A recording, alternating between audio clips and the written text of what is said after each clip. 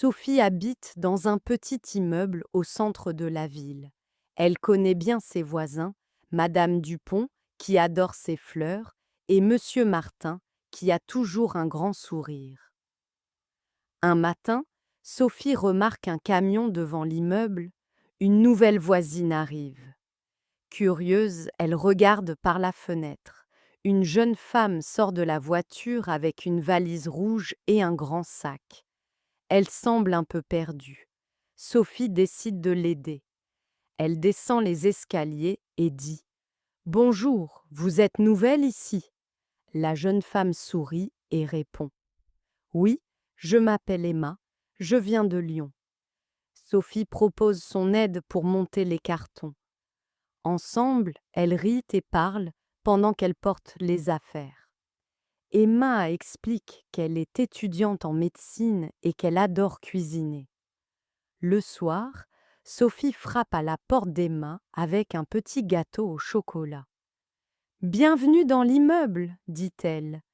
Emma est touchée et l'invite à boire un thé. Elles passent 1 heure à discuter de leur famille, de leur ville et de leurs rêves. Très vite, une belle amitié commence. Le week-end suivant, Sophie et Emma vont au marché ensemble. Elles achètent des fruits, des légumes et préparent un déjeuner dans le nouvel appartement d'Emma. À la fin de la journée, Sophie pense avec joie : parfois, une nouvelle rencontre peut illuminer la vie de tous les jours. Now let's listen to the story with translation. Try to listen and repeat after the presenter. Sophie habite dans un petit immeuble au centre de la ville. Elle connaît bien ses voisins, Madame Dupont, qui adore ses fleurs, et Monsieur Martin, qui a toujours un grand sourire.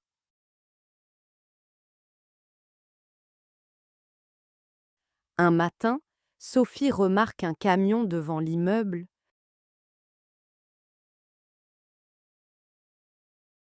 Une nouvelle voisine arrive. Curieuse, elle regarde par la fenêtre. Une jeune femme sort de la voiture avec une valise rouge et un grand sac.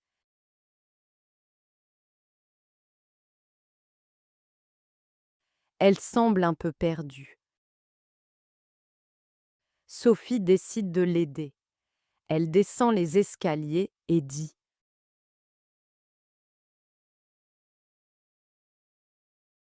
« Bonjour, vous êtes nouvelle ici ? » La jeune femme sourit et répond : « Oui, je m'appelle Emma, je viens de Lyon. » Sophie propose son aide pour monter les cartons. Ensemble, elles rient et parlent pendant qu'elles portent les affaires. Emma explique qu'elle est étudiante en médecine et qu'elle adore cuisiner.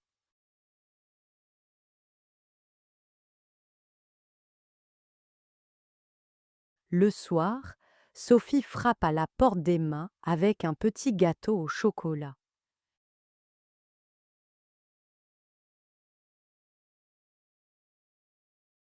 « Bienvenue dans l'immeuble, dit-elle.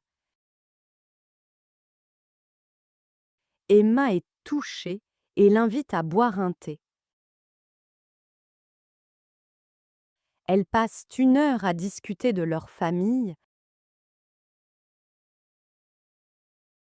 de leur ville et de leurs rêves. Très vite, une belle amitié commence. Le week-end suivant, Sophie et Emma vont au marché ensemble.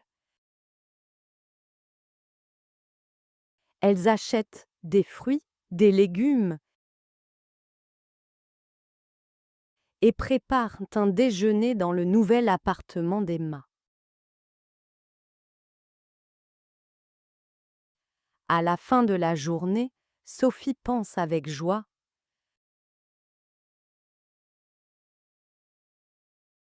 Parfois, une nouvelle rencontre peut illuminer la vie de tous les jours.